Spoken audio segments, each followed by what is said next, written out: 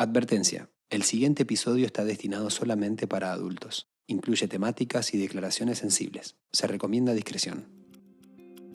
Hace casi 80 años, en un campo en Polonia, los sueños y las vidas de más de 3 millones de personas se convirtieron en cenizas. Hoy, Lea Sahak Novera revive sus días en Auschwitz, el campo de concentración y exterminio más terrorífico de la historia. Soy Oriana Sabatini y digo nunca más. Bienvenidos a dónde vamos cuando soñamos. Apretá el botón de seguir para enterarte sobre los nuevos episodios. Bueno, Lea, primero te quería agradecer por recibirnos en tu casa.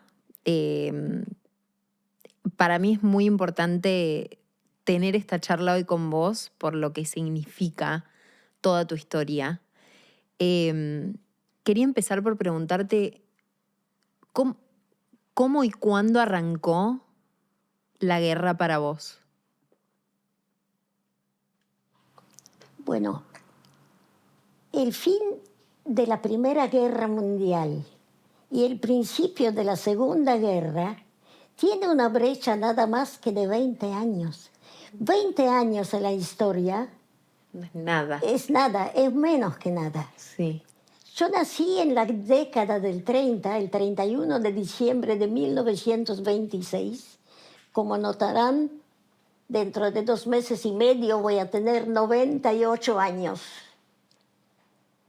Era una época en Polonia muy dura. Hacía falta mucha fuerza para poder seguir sobreviviendo. Había hambre, había miseria. Nosotros, dentro de todo, era una familia de muchas hermanas, de varios hermanos, mis abuelos, y vivíamos una vida la suerte fue que no era una ciudad muy grande, era un pueblo chico, y empezamos un poco a levantar cabeza. Levantamos siendo yo, habiendo nacido yo recién, pero toda la familia muy unida de alguna manera se iba sobreviviendo. Y siempre desde chiquita yo constantemente escuchaba las conversaciones. Era una ciudad donde surge después de la Primera Guerra Mundial, porque había muchos bosques en aquella región. Se hablaba mucho sobre política, se hablaba mucho todo lo que pasó la Primera Guerra Mundial, que fue tan terrible. Y mucha gente joven, sobre todo, hablaba entre ellos cómo hacer. Muchos emigraban, era cuando surgían los Estados Unidos de Norteamérica y mucha gente empezó a pensar en emigrar. Claro. Se habló también de que lo que estaba pasando en Alemania, que de repente surgió un mesiánico que prometía el oro y el moro, y cuando la limosna es grande mucha gente no quería creer. Era la época pero por el otro lado, eran vísperas de la gran revolución socialista que cambió el mundo. Claro. Y había 2 bandos que constantemente luchaban entre sí. Era todo muy, muy, muy revuelto, un clima no agradable. Y yo me crié en este ambiente. Con todo esto en Polonia, mis padres éramos de clase media baja y no había mucho lujo. Mis padres, gracias a tener un pequeño almacén de comestibles, nos daba para vivir, lo atendían los 2, éramos mi hermana y yo y un hermanito, y esto nos dio para vivir, pero yo siempre estaba entre los amigos de ellos, escuchando de qué se hablaba. Claro. De que puede estallar otra guerra, que el mundo está en peligro, de que mucha gente empezó a creer mucho en el socialismo futuro, porque no sabían que esto va a ser nada más que una utopía, porque al final lo que resultó era esto. Y yo me crié así en este ambiente. Pero a mí me gustó mucho desde chiquita. Desde chiquita mis padres, mis tías, no había materialmente muchas cosas, pero sí mucha cultura, y también de amor ni se habla. y que había que estudiar, que el estudio era la riqueza máxima, que nadie me puede quitar. Y a mí me gustaba mucho la lectura, me parece que mi mamá nunca tuvo tiempo porque ella tenía el almacén y cosía de noche, ella nunca aprendió nada y sabía todo. Y entonces siempre me dijo que vaya, con esta amiga no vayas porque son gente ordinaria, anda con la otra que allá son gente de cultura y vas a aprender más. Y yo le hacía caso. Y acordate que tenés que ser la mejor, precisamente porque somos un pueblo que somos perseguidos. Por eso demostrá que vos valés. Y yo lo tomé muy en cuenta. Y no sé, como no tengo abuela, tengo que alabarme yo sola. Donde yo entraba, brillaba, porque me gustaba mucho, me resultaba muy fácil. Yo cuando llegué acá al país, y no sé cómo aprendí castellano, porque no fui a estudiar ni nada, y a los 3 meses ya me leí el primer libro en español, con el diccionario al lado, porque tengo facilidad para aprender idiomas. Claro. Hay ciertos aspectos que quedan en mi memoria, porque me tocaron muy de cerca y me hirieron muchas veces, o también, al contrario, me demostraron que realmente pude lograr. Pasaron 3 muchachos que también estábamos en el patio del gimnasio para rendir el examen, y pasaron 3 muchachos cuando me vieron, bueno, y no sé por qué acá no se conoce tanto, además no somos distintos, somos todos iguales, pero ellos se dieron cuenta y dijeron una palabra que hay, pasaron y dijeron, acá hay olor a cebolla, significó que éramos las 2 judías. Claro. Las que rendimos el brillante examen fuimos las 2 y ellos no entraron. Siempre recuerdo ese momento de victoria sobre ellos. Sí. Rendí el brillante examen y ya el 1 de septiembre en el hemisferio norte empiezan las clases. Okay. Da la casualidad que este día yo estaba vestida ya con el uniforme, naturalmente para ir al secundario del Estado, que era mucho más barato, nosotros no disponíamos para ir a otro colegio, y esperando a otra compañera para irnos a tomar el tren, para ir, era media hora de tren, y resulta que empezaron a gritar por las calles, la guerra, la guerra. Ese día Hitler con sus secuaces decide cruzar la frontera con Polonia. El 1 de septiembre de 1939 empieza la Segunda Guerra Mundial. Okay. Allí empieza todavía del todo mi tragedia, realmente tragedia con mayúscula, empezó recién 2 años después, porque nosotros huimos al pequeño pueblito donde vivían mis abuelos, porque pensábamos que iba a ser una guerra común, como la Primera Guerra. Claro. Y en todas las guerras había un frente y había detrás del frente la gente civil que esperaba quién va a ganar. No hay guerras lindas, todas las guerras son horribles. Sí. En ese momento, entre Alemania y la Unión Soviética se produce el pacto de no agresión, y Polonia se divide por la mitad. La mitad queda bajo el régimen soviético y la otra bajo el régimen nazi, donde la gente ya empieza a sufrir realmente. ¿Y vos dónde estabas? Yo caigo bajo el régimen soviético. Okay. Yo era a nosotros no nos cambió mucho la vida porque éramos de clase media baja, no nos quitaron la casa, simplemente mi padre fue a trabajar a un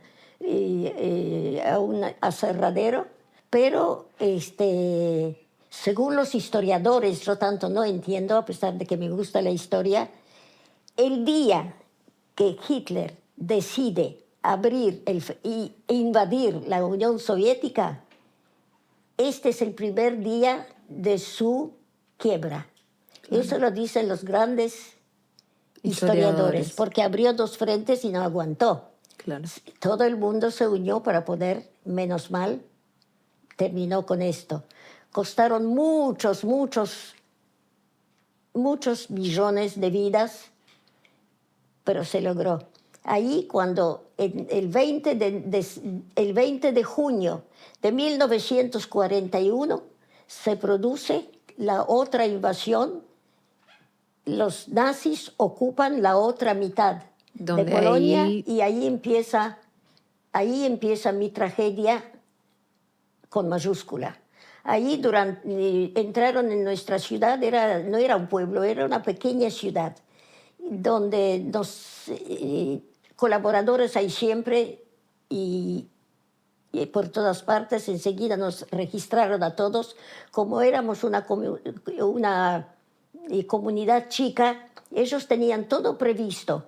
Los que saben un poco más de historia y los leyeron ese nefasto libro que él escribió, Mein Kampf, mi lucha, él directamente escribe de antemano lo que piensa hacer. Claro. Lo que piensa hacer, y existe el dicho, sé que es verídico, que él ya tenía preparados a todos sus colaboradores que iban a colaborar con él. Y ese monstruo, que hasta físicamente era un monstruo, Goebbels, que era el ministro de propaganda de él, cuando él le muestra a Goebbels lo que él piensa hacer, hasta Goebbels le dice, ¿esto pensás hacer? Y él le contesta, Hitler le contesta, ¿y quién se acuerda del holocausto armenio? El mundo olvida muy rápido. Por eso yo me dije, aunque no pueda ver y no pueda escuchar, y hasta el último momento de mi vida, yo voy a tratar de transmitir lo que a mí me tocó vivir. Sí.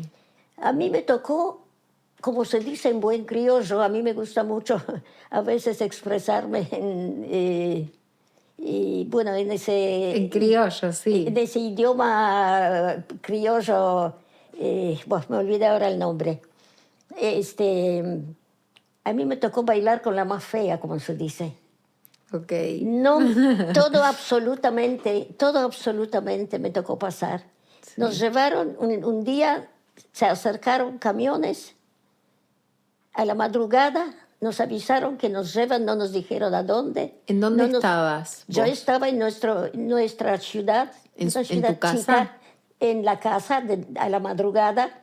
Estábamos apenas con el camisón, nos dieron 15 minutos para poder ponernos algo, pero ya se hablaba, porque ya se sabía que en otros lugares pasó lo mismo, entonces cada uno teníamos un paquetito chico preparado. Claro. Mi hermanita y yo apenas en el portafolio, en aquel entonces se usaban esos portafolios, no ahora las mochilas. Las mochilas donde entra un montón. Sí. Un suéter, una muda de ropa interior, un camisón. Claro. ¿Y qué más? Y nada más, unas medias. Ni el cepillo de dientes, eso sí, un gorro y una bufanda así, porque allá, con el frío en invierno, lo primero que se te congela es la oreja, y si la tocas, si no la cuidas, se te rompe enseguida cuando está congelada, y la nariz. Guantes, gorro, esto lo usamos siempre en invierno. Yo patinaba en el hielo, andaba en bicicleta, yo tenía 2 piernas normales, y ahora yo llegué acá y quedé, después de todo, después de la guerra, cuando llegué acá, tuve que pasar una tercera guerra porque traje una pierna enferma de Auschwitz, de tanta inanición y tanta hambre. Cualquier golpe repercute. A mí me produjo una tuberculosis de una rótula. ¿Cómo doblamos la pierna? La rótula nos hace doblar. Entonces acá, con la operación, me mutilaron la pierna. Esta no la doblo. Así me tocó pasar toda la vida encima de esto. Y nos llevaron a un lugar que se llama Pruzhany, que era a 60 kilómetros de nuestra ciudad, donde formaron un gueto. Un gueto es un lugar donde sacaron a los que no eran judíos y nos pusieron a nosotros. Rodearon con 3 vueltas de alambre de púa. Claro. Y trajeron de otras partes también pequeñas comunidades, y ahí empieza. ¿Cómo hago para explicarles? ¿De dónde saco palabras para que ustedes entiendan, para que usted entienda lo que significa 4 años y medio de hambre? Ese hambre que te perfora todo absolutamente. del terrible, terrible hambre que sufrí hasta el fin de la guerra. Ahí empieza nuestra tragedia. A los hombres, cuando nos sacaron de mi pueblo, los llevaron caminando, muchachos a partir de 15 años y el resto de los hombres. O sea, ¿a vos te separaron de tu padre y de tu hermano? No, mi hermanito era chiquito, se vino con nosotros. Mis tíos, yo hablo en plural porque las 4 hermanas vivían en casitas chicas una al lado de otra, así que siempre hablo en plural. De nuestros 4 hombres vinieron 3 porque el menor de todos fue llevado al frente, ni bien estalla la guerra en Polonia. Antes de llevarnos ya lo llevaron al frente y allí cayó y nunca más volvió. Claro. Estaba casada con la última de las hermanas de mi mamá, tía Sara, que sobrevivió junto conmigo, ahora ya no está entre los vivos, y tenía una nena de 2 años. Y vivíamos juntos todos al lado uno de los otros, de manera que a ellos los llevaron todos por el camino caminando, los torturaron por el camino, los hicieron caminar sobre las rodillas y cuando vinieron 2 días después, unos cuantos quedaron por el camino. Felizmente nuestros 3 hombres volvieron. Ahí, antes de sacarnos de nuestra ciudad, cuando juntaron ya a todos y todos estaban en los camiones, dijeron que se presenten los notables. ¿Quiénes son los notables en una ciudad no muy grande? Se presentó el rabino, se presentaron 2 abogados, había... ¿Doctores? Había uno que era un hombre, un gran intelectual que siempre daba conferencias sobre historia, sobre cosas interesantes. Bueno, se juntaron más o menos 10 personas.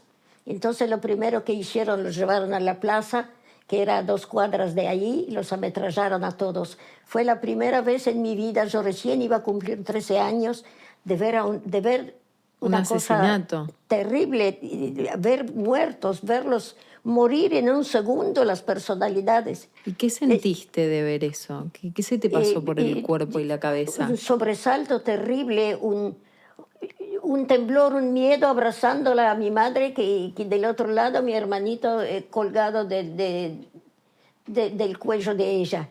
Todos los chicos juntados alrededor de las tías y así viajamos y los hombres caminando. Cuando llegamos nos bajaron sobre la plaza y nuestros hombres todavía no llegaron, recién llegaron al día siguiente a la noche y muchos quedaron por el camino.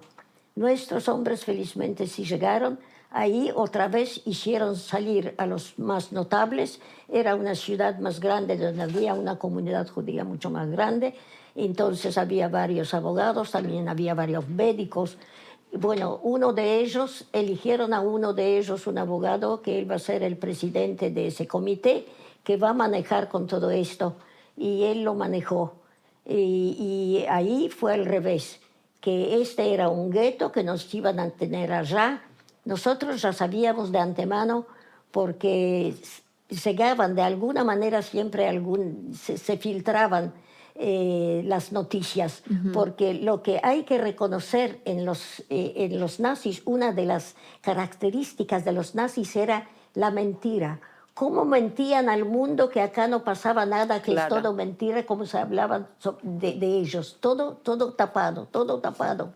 ¿Vos en el gueto, ustedes dormían en casas o dónde los tenían? Ahí la comisión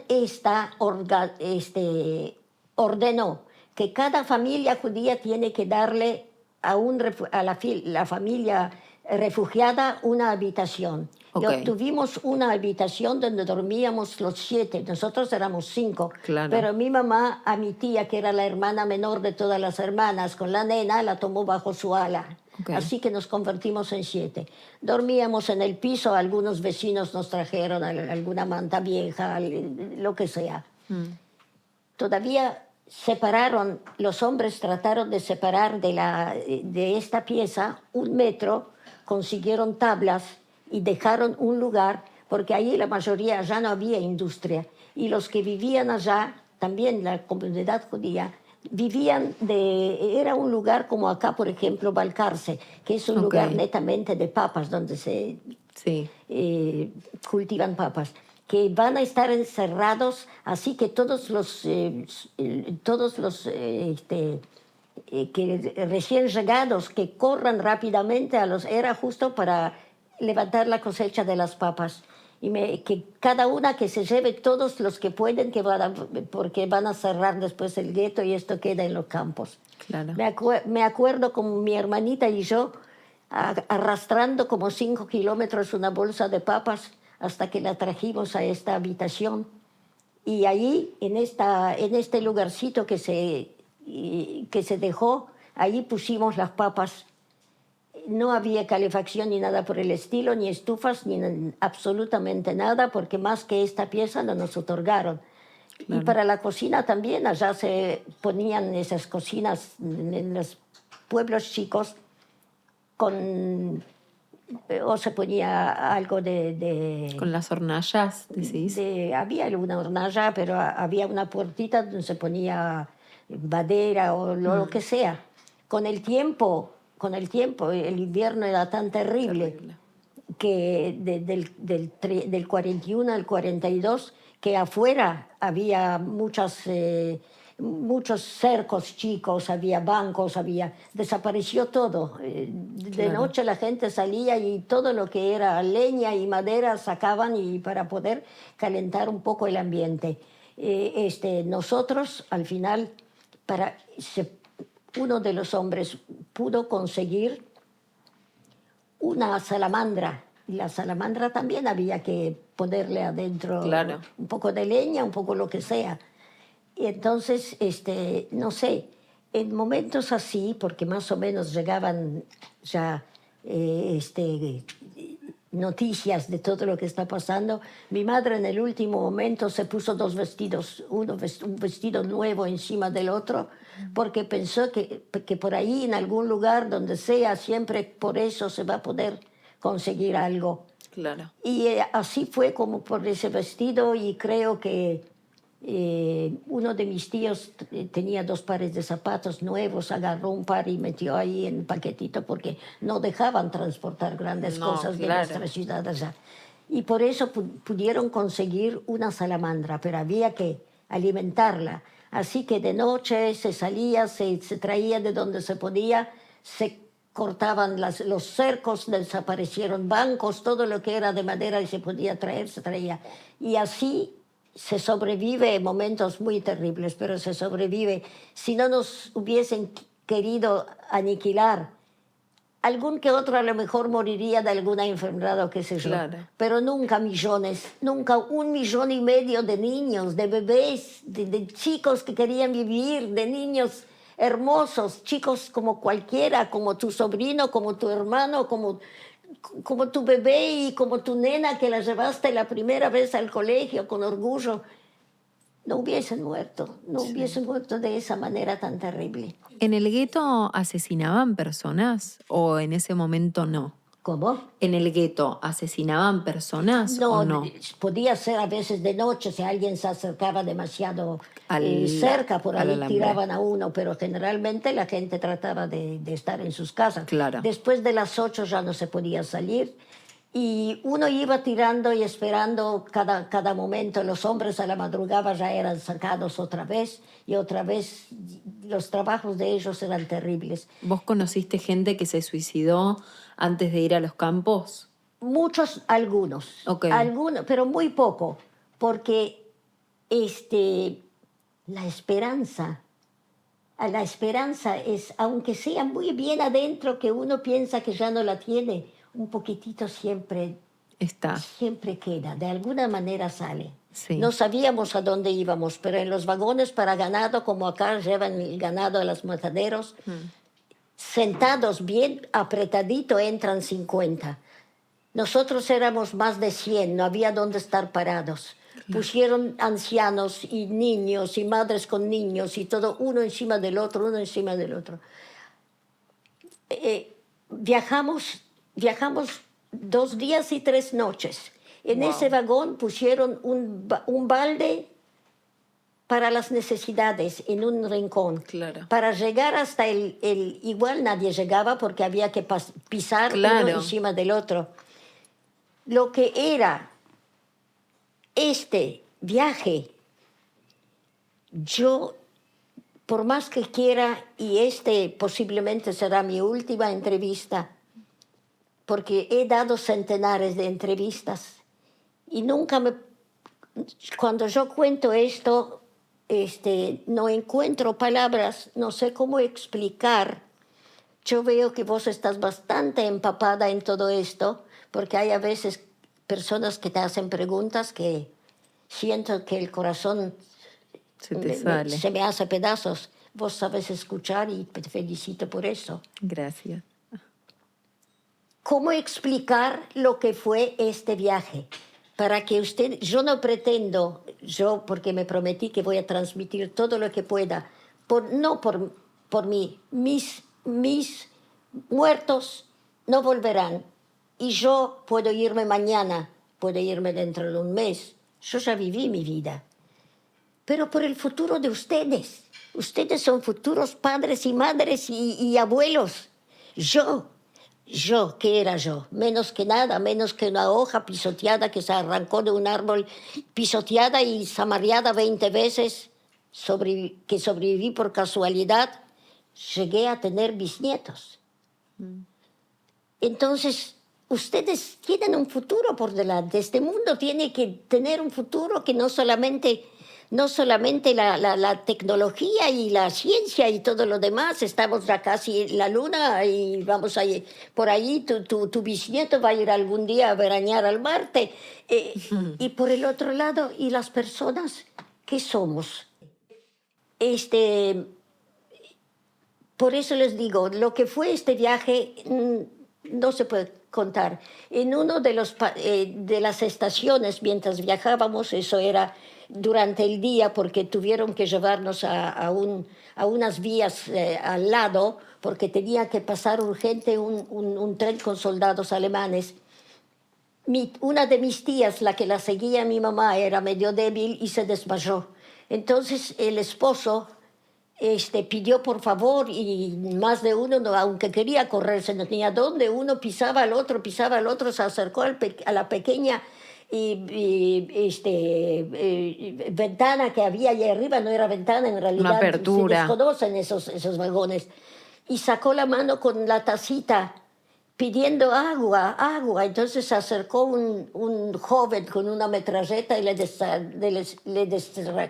descerrajó una bala justo acá. Y él se cayó, y hasta hoy en día siento cómo está saltando la tacita enlosada allí en el andén de una estación. Esto ya era bien en el sur, porque al día siguiente ya llegábamos a la estación cerca de Cracovia, porque Auschwitz y Birkenau están cerca de Cracovia. Claro. De a poco, lo que fue esto es el hedor por dentro, los niños muertos, la gente, mucha gente de edad también muertos. Cuando nos trajeron a Birkenau, porque Auschwitz se construye medio año después. Birkenau y Auschwitz son en realidad, son dos pequeñas aldeas que estaban cerca de un lugar donde pasaban muchos trenes, un lugar muy importante para el ferroviario, cerca de Cracovia. Entonces, uno se llamaba Brzezinka, los nazis le pusieron el nombre alemán, Birkenau. Y luego Auschwitz, que en polaco es Oświęcim. Okay. Y son 3 kilómetros de Birkenau a Auschwitz. Cuando paró el tren y era la madrugada, y yo miré por la ventanilla, porque muchos ya estaban, uno podía pisar por el otro. Claro.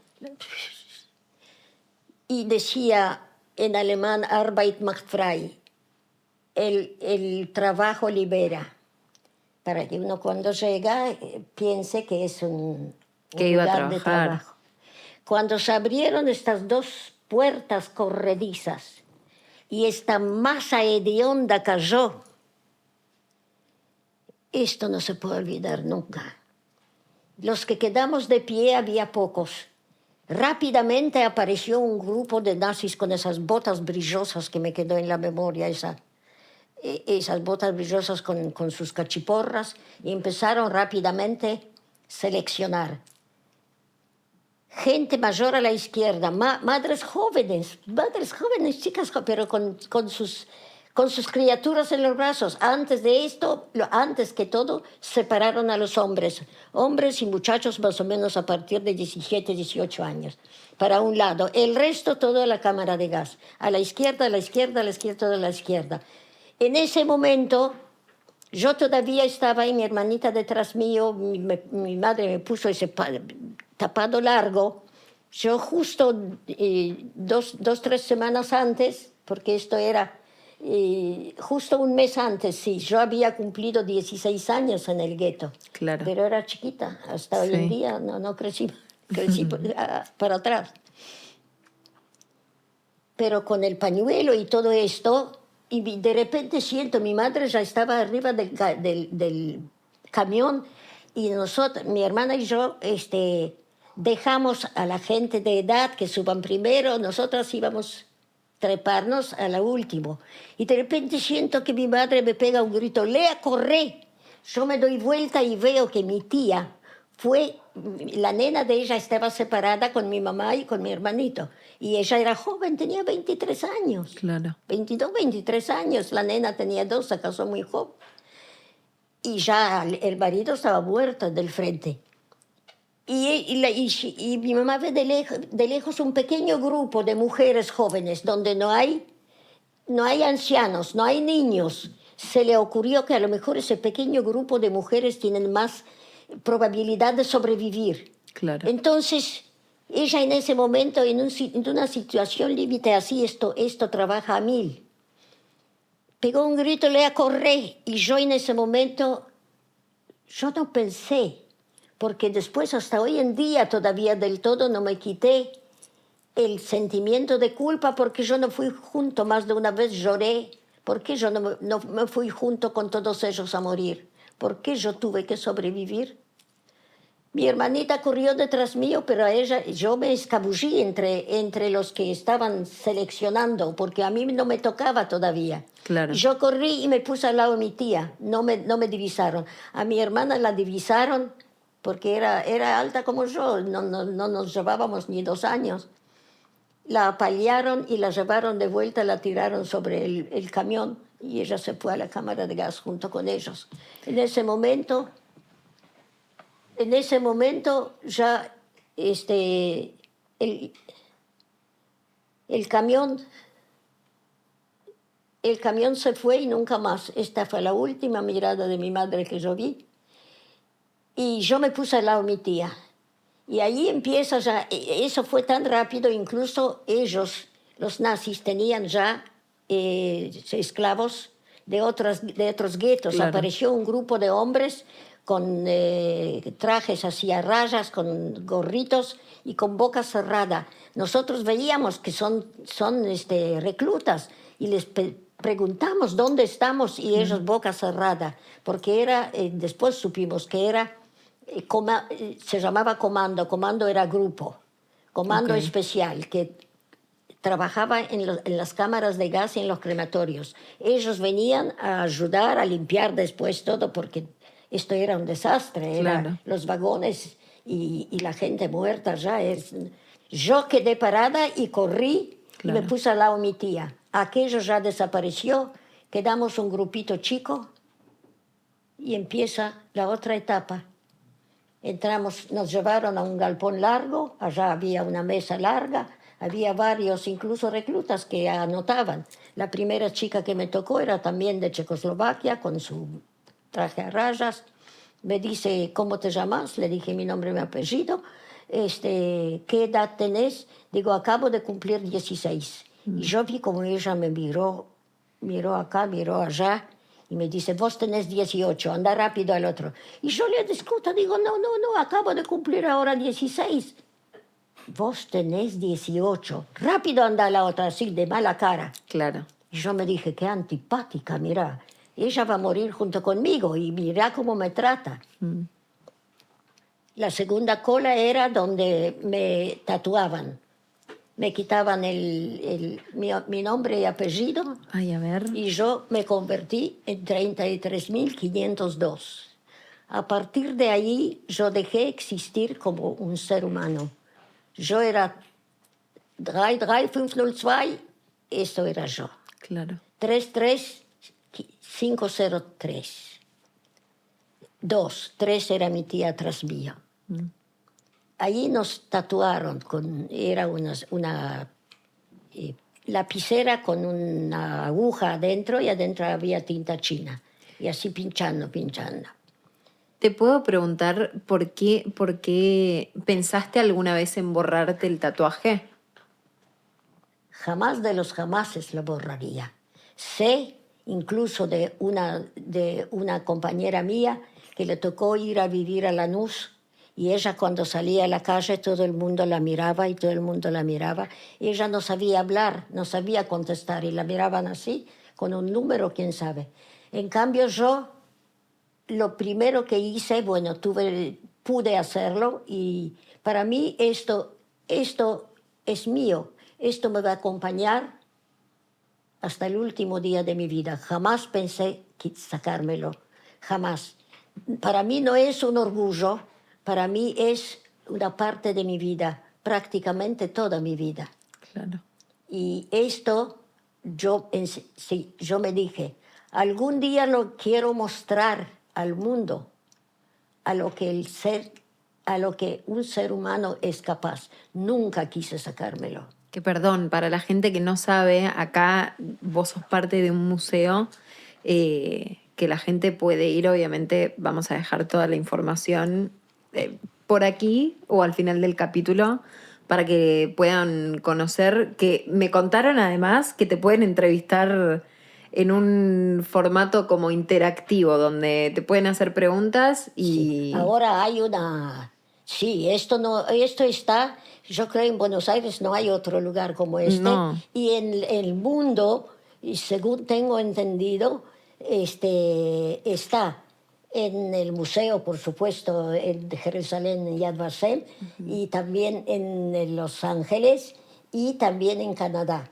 De otros países no sé. Pero esto es importante porque cuando yo ya no esté, van a poder enterarse.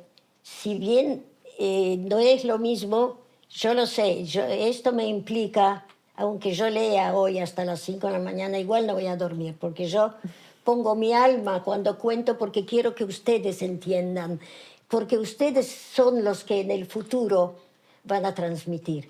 Y yo no transmito odio, por eso, ¿qué voy a hacer? Pero no, porque yo conozco y conocí alemanes que dieron su vida, porque ¿qué fue el atentado a Hitler?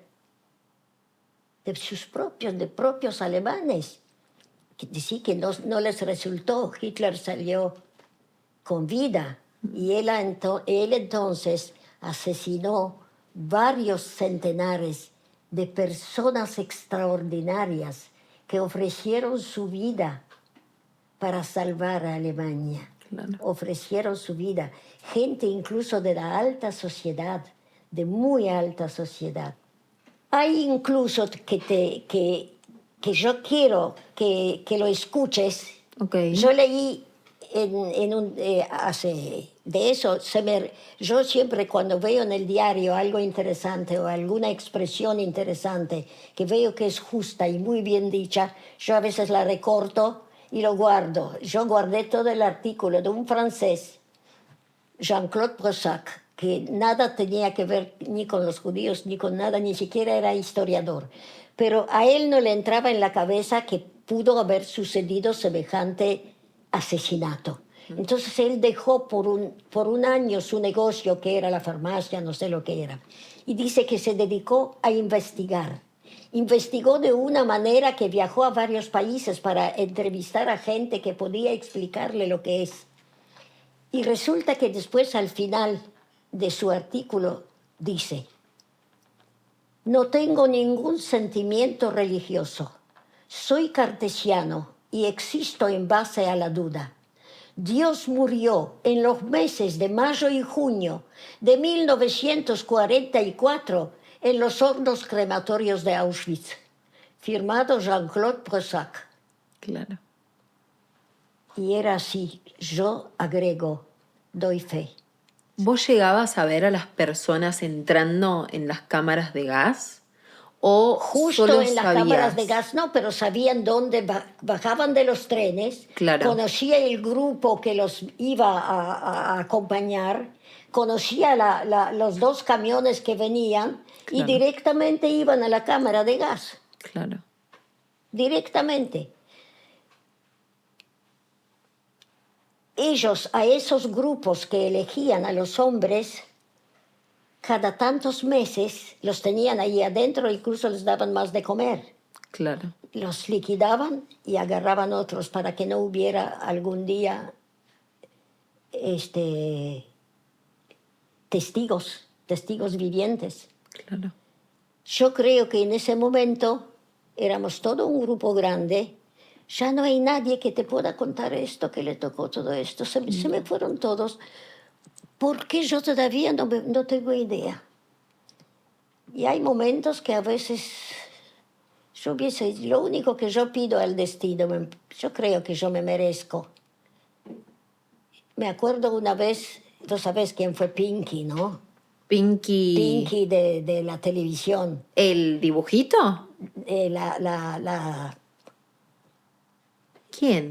Pinky, que era la mejor de todas las locutoras pero vos sos muy chiquita. Ay, sí, yo por ahí no de llegué. aquella época era de la televisión la más linda, la más inteligente, la mujer del año. Ok. Y ella dijo, una vez le preguntaron si tiene miedo a la muerte, y ella dijo, no, yo no le tengo miedo a la muerte.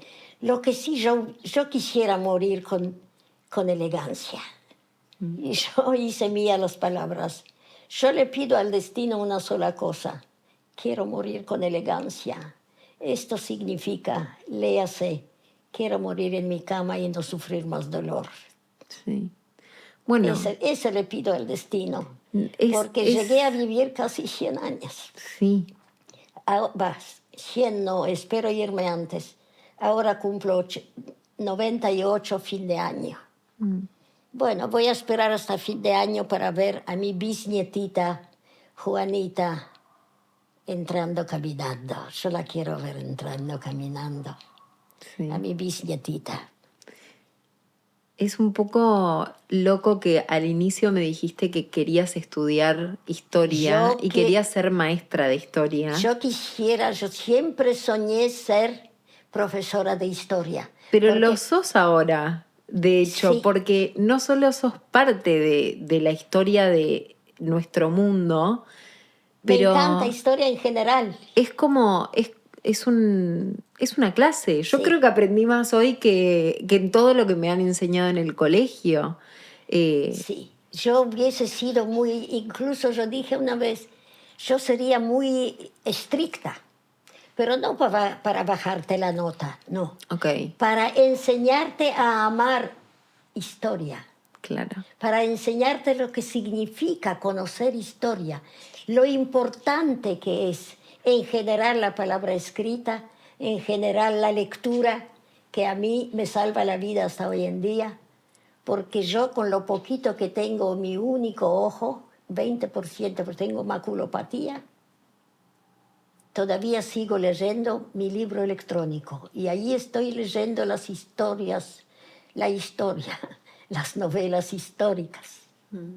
Y esto me ayuda a seguir viviendo. Lea, en ese momento cuando estabas en Auschwitz, ¿cómo hacías para seguir? ¿Qué te daba esperanza a esto, a no sé, dejarte morir? Muy buena pregunta. Precisamente, lo más importante en un lugar así, que no se puede llamar prisión, no se puede llamar, no sé, porque era mucho peor que esto, porque todos los días corrías el peligro de ser seleccionada. Claro. Porque una vez por semana tenías que desvestirte toda desnuda y te seleccionaban. Tenías un forúnculo y a este esbirro que estaba ahí mirando, no le gustó ese forúnculo, a la izquierda. Imagínate, a mí se me hinchó la rodilla derecha, porque uno después de tantos años de inanición, de hambre, cualquier golpe repercute. Se ve que en algún momento recibí un golpe en esta pierna, en esta rodilla. Entonces, la rótula, con tanto tiempo, sin comer, sin calcio, sin nada, ni existían antibióticos todavía, recién fin de 45, casi cuando terminaba, antes de terminar la guerra, empezaron a emplear los antibióticos en el frente a los soldados. Imagínate si yo podía No, claro. poder acceder a calcio. De manera que cuando yo salí, esto ya estaba, había que sacarlo. En aquel entonces no había prótesis como ahora. Si a mí me pasa esto ahora, en un mes estoy de vuelta bien, porque me ponen una prótesis, se saca la rótula y se acabó. Yo cuando llegué acá ya corría peligro de perder la pierna. Claro. Ahí fue donde acepté, sabiendo de antemano, teniendo 21 años, que no tuve adolescencia, no tuve nada, quedarme para toda la vida con la pierna dura. Claro. Era muy duro. Y siempre recuerdo que este doctor era un vasco. Tenía acá, hasta hoy en día, existe la clínica Valls. Cuando me acarició la cara y me dijo, pero vas a quedar persona útil. Y esto me quedó acá. Y yo decidí ser persona útil. Claro. Y creo que lo logré. Sí, 100%. Lea, quería preguntarte, porque yo cuando leí un poco sobre vos, en una de las tantas cosas que vi, es que tuviste contacto con Mengele, que fue un personaje muy conocido en toda esta historia. Mengele me tocó una vez, ella, justo un día, esa doctora Lubov en ruso significa amor. Ay. No estaba, porque la mandaron no sé dónde, urgente. Se produce, de repente entra Mengele, nosotros estamos ahí en las camas, todas abajo. Rápidamente bajamos todas, había que desnudarse, una tras otra, ya con la pierna así. Y él agarrando a cada una así, con una mano, con su mano derecha. La mano izquierda la tenía acá. Ok. Porque él con el dedo mostraba quién va a morir y quién va a vivir. Después lo supimos. Ese día no movió el dedo. Una por una fue anotando, todas a morir. A vos también. Entre ellas yo. Tenía esto así. Esta mano tenía la mía. Con sus dedos largos, dedos con manicura de una araña venenosa. Y dijo mi número, 33502. La secretaria anotó. Al día siguiente, a la madrugada, nos iban a llevar a la cámara de gas. Mi tía vino, le tocó siempre en algún otro trabajo, ella la metieron en una fábrica donde hacían municiones. Okay. Se llamaba Union Fabrik. Y vino después de trabajar llorando y qué sé yo, bueno, digo, está bien, ¿qué querés que haga? Ya está, me toca, ya está, yo ya ni lloré, estaba resignada. Yo no quería morir por la manera como se muere en la cámara de gas. Claro. La manera es terrible y no voy a hablar sobre esto, cómo se muere allá, porque yo sé exactamente cómo se muere. Y resulta que ahí mismo, en este lugar, que era, llamémoslo hospital, ¿no? En el medio nosotros teníamos aquí los camastros. Del otro lado En los camastros estaban, porque había muchos no judíos también, había polacas, había francesas, había alemanas, había que no eran judías, que los llevaron al campo porque los encontraron con las manos en la masa, porque lucharon en contra del invasor. Claro. Entonces la mandaron. La diferencia era que ellas no tenían ese triangulito, porque cuando uno se desnuda no hay diferencia. ¿El triángulo qué significa? Judía. O sea, marcaban a otras personas Es podían... la otra mitad de la estrella de David. Ah, ok. Porque cuando nos desnudaban podíamos mezclarnos. Claro. Entonces no se podía. A ellas las dejaban que se mueran solas. Igual, sufrían los mismos piojos, las mismas palizas, los mismos trabajos, todo absolutamente igual. Claro. Pero con una sola cosa. Cuando se morían, la tiraban también y la quemaban. Pero no las mandaban a la cámara de Claro. gas. Entonces pronunció mi número. Aquella misma noche, siempre, todas las noches morían varias, de tifus, de cosas. Y había, entre otras, muerto una polaca, allí del otro lado, que estaba muerta y esperaba la noche para poder a la madrugada sacarlas todas afuera. Era pleno invierno, entonces ahí estaban hechas como madera. Se conservaba, sí.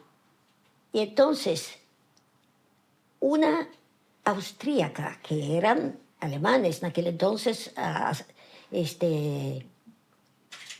Austria pertenecía a Alemania nazi, además ellos estaban muy contentos que los integraron al Reich. Había una alemana, no judía, que era socialista, a ella la mandaron al campo antes que a nosotros. Había muchos comunistas, socialistas, gente democrática que no comulgaban con el hitlerismo, a los que pudieron mandaron a estos campos. Campos así en Alemania hubo muchos. Dachau, Buchenwald y muchos otros eran de hecho para los que no comulgaban para políticos, con el nazismo. Entonces, esta Herta se llamaba, de noche, cuando ese nazi ya salía, que nos cuidaba por dentro, nos encerraba y salió, ella pudo conseguir la lista, borró mi número y puso el número de la polaca muerta, porque había varias muertas ya. Agregó el número de esta, pero no importa si era yo o ella. Las 96 o 97, no sé cuántas éramos, fueron a la cámara. Y yo quedé única allí en el rincón sentada con vida. ¿Pensaste en escapar alguna vez? ¿Cómo? ¿Pensaste en escaparte de ahí alguna vez? En escapar es imposible sí, escaparse. Probablemente haya sido imposible, pero quizás en la desesperación, no sé, por ahí No. lo pensaban. No, escaparme significaría directamente que me maten. Morir. Y hay que ver en qué lugar. Claro. Los alambres eran electrificados. Claro. Si uno quería morir, se acercaba a los alambres y quedabas quemándote. Claro. Es una muerte terrible. Hubo unos cuantos. Con todo esto, eso también, esta pregunta es muy a menudo tocada por filósofos, por psicólogos, por psiquiatras. ¿Cómo es que no hubo tantos suicidios como Claro. realmente pudo haber habido? Sí. Porque por sobre todas las cosas, la esperanza es más fuerte que todo. A lo mejor llegará. Lo que no había que perder es el sentimiento humano. Claro. Un gesto como de esta Herta, te agregaba esperanza a la vida. Claro. Que ella misma, capaz que el hermano de ella era uno de los nazis no sé dónde y que mataba.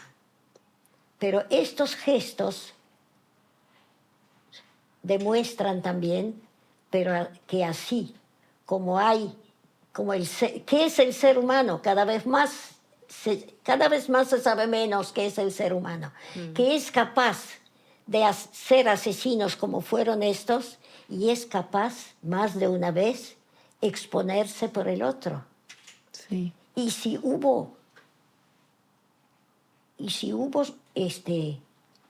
gente que sobrevivió escondida por gente que corría peligro de vida, sin embargo, hubo gente así. Sí. Existieron, y esto hay que reconocerlo. Sí. ¿Qué sentiste cuando volviste a los campos? Yo, para mí,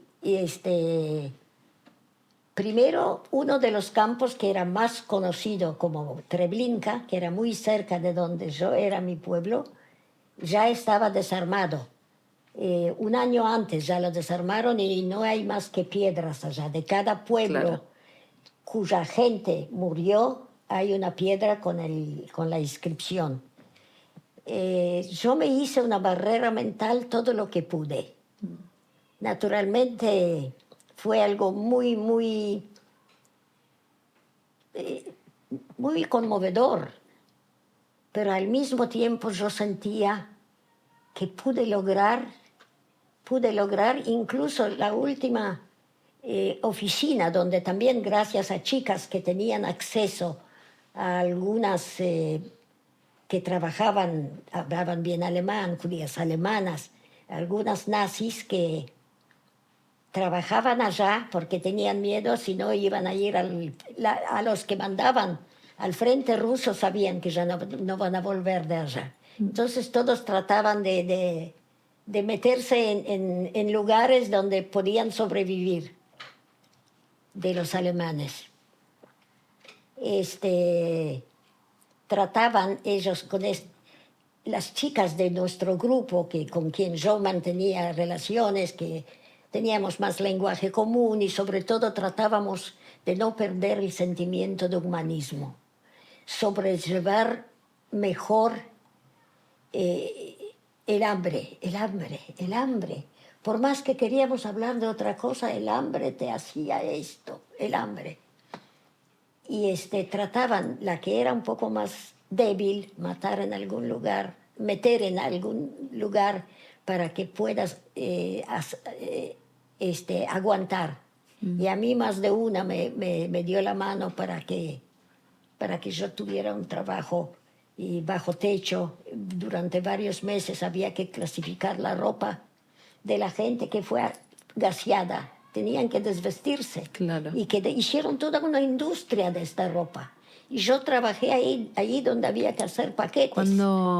Porque para las personas que no saben, vos viniste a Argentina y formaste tu familia, sí. Encontraste el amor, tuviste hijos. Muy duro, pero bueno, pienso que ser joven es lo más fuerte que hay.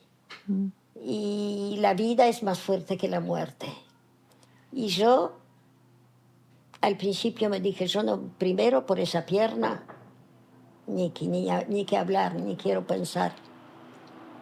Pero cuando uno está solo, de repente sentí que yo quiero tener algo propio. Y bueno, así y todo, no me faltaron candidatos. Me encanta. Con la pierna, sí. Y sí. Y había uno que me aguantó mucho, y yo le dije, ¿para qué me necesitas con una pierna dura si hay tantas chicas con dos piernas normales? Es que a mí me gustan las rencas. Fue el mejor marido del mundo, fue el mejor padre del mundo. ¿A Hitler lo viste alguna vez en persona? ¿Cómo? ¿A Hitler lo viste alguna vez en persona? Hitler verlo, poco difícil. Lo que fue nuestro camino de vuelta a casa con mi tía por Alemania, caminando. Estaba todo destrozado. Para volver de Alemania, decidimos volver a nuestra ciudad a ver si a lo mejor alguno de los hombres sobrevivió, porque de las mujeres sabíamos que fueron todas a la cámara de gas. Entonces decidimos, fue como un mes la vuelta a casa. Es como dice María Elena Walsh en su canción Manuelita, un poquito caminando y otro poco a pie. Caminando, y había que cuidarse de no ser violadas por los bosques, estaban llenos de nazis que huían, que se escondían. También había que cuidarse de los soldados rusos en el primer frente. Claro. Y por más que le contábamos y todo quiénes éramos, y a un soldado no le importa mucho. Había que cuidarse mucho, nos costó mucho. Siempre íbamos por caminos no importantes. Sí. Y de alguna manera hasta llegar, demoró más de un mes hasta que llegamos a la ex frontera de Polonia, de Alemania con Polonia. Ya empezaron a andar ya los trenes. ¿Y su casa estaba todavía de pie? Mi casa quedó entera, la casa de mi tía también, eran casitas de madera como la mayoría en Estados Unidos, en estas ciudades chicas. Pero en Polonia había mucho antisemitismo, había muchos terroristas. Después de la liberación han matado a unos cuantos judíos y decidimos irnos. Sí. Mejor regalo. Ahí, bueno, antes de terminar, así ya te dejo tranquila, porque ya te molestamos un montón. Vinimos acá, pusimos las cámaras, las luces. Agradecerte por dar este testimonio y seguir haciéndolo después de tantos años. Yo sé que es muy importante y... Para mí es importante que ustedes que tienen acceso posiblemente a ambientes donde yo no llegaría, que cuando me dijeron, porque la familia de ustedes es famosa, y aparte me dije, por más que me cueste, porque siempre me cuesta, aunque doy para a cualquiera que me piden, cuando puedo, hay momentos que realmente ni tengo voz. Que la gente se entere, que la gente piense, hacerles pensar. Y a través de ustedes yo espero que sí, esto será. Me encanta. Y bueno, esto me ayuda a seguir tirando. Y la reunión hoy con ustedes cuesta, pero les agradezco mucho. Para mí fue una caricia para mi alma. Gracias. Una caricia porque veo que usted, primero por su personalidad, que usted sabe escuchar. Esto es muy importante, porque no siempre me encuentro con público. El público, ya no hablemos, siempre alguien sale con una pregunta que no tiene nada que ver. Pero con una persona, sobre todo el que te entrevista, es muy importante y por eso te felicito. Gracias. Hay una última pregunta que se la hago a todos mis invitados, que te la quiero hacer a vos también, y es, ¿quién sería Lea sin la guerra? ¿Cómo? ¿Quién sería Lea sin la guerra? ¿En cuál? ¿Quién sería, bueno, en la Segunda Guerra Mundial? Ah, ¿Quién sería Lea sin la Segunda Guerra Mundial? fundamentalmente tratando de hacer que la gente sea más humana, de agregar aunque sea un granito de arena en contra. Fundamentalmente hablando siempre con la gente que toda guerra se puede evitar y dar la mano en un momento, cuando dar la mano, estoy segura, yo hubiese tratado de hacer. Porque dar la mano no significa, yo por ejemplo me refiero más de una vez, se lo repetía a la gente en Polonia, yo no pretendo que todos ustedes vayan a exponer su vida para salvar la mía, pero dar la vuelta a la cabeza sabiendo que yo estoy escondida allá en la tercera casa, Eso sí podían, que no lo hicieron. Hubiesen sobrevivido mucho más. Yo hubiese tratado de dar la mano. Claro. Es lo más lindo que hay. Ser digna de ser. Esta es mi religión. Me encanta. Gracias. Ser digna de ser. Gracias a ti. Gracias, Lea. Un placer.